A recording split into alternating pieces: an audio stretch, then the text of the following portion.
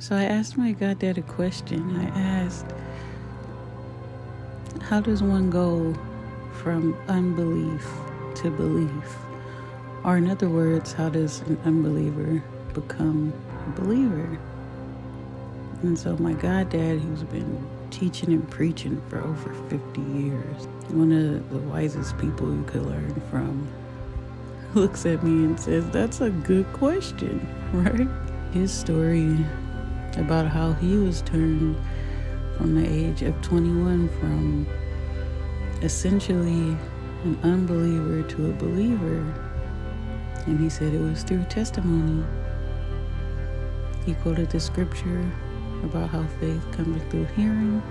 He said he just remembers being like the youngest person out in the audience, listening to a woman give her testimony about how God had moved in her life, and he knew then that he really and truly wanted to dedicate himself to the Lord.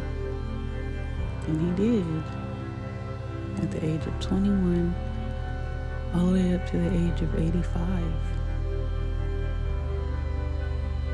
And it really made me think,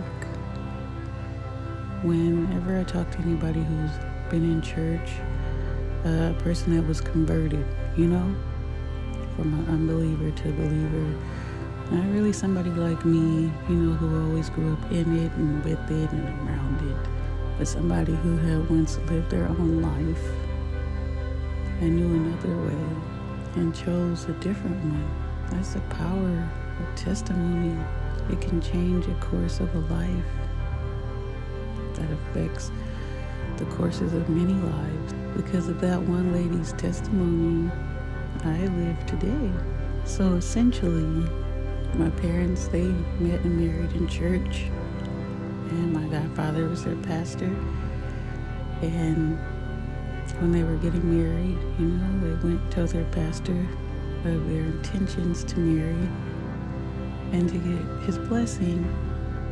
And so my goddad not only gave his blessing for them to be married, he said, the first child that you have, I want to be its godfather.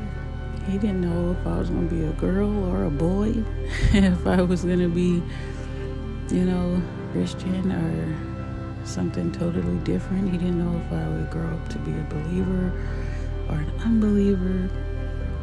But before I was born, a great man chose me to be his. And it just made me think about Jesus Christ. It made me think about God. It made me think about how before we were born or thought of, before anybody knew whether or not we would be a boy or a girl, God chose us. A great man, a great being, a great spirit, the Almighty chose us. And sometimes we feel like we have to earn that choosing or earn that love. I was given a godfather chosen by my godfather, not because of anything I had done. I was chosen before conception. And this is just a small example of the greater example of what Jesus Christ is in our lives. How you don't have to prove anything to anybody. You don't have to be anything or do anything. Just by virtue of existence are you chosen. And so in turn, we honor that. We honor that great gift of being chosen and loved for no other reason than the prospect of our existence. So I want to implore you all today to not be afraid to share your testimony.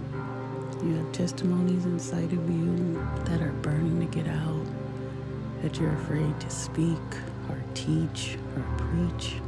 And you don't know how that one testimony can affect so many lives. How that one testimony could save hundreds, thousands, or even millions of souls. Allow people's faith to come through your testimony.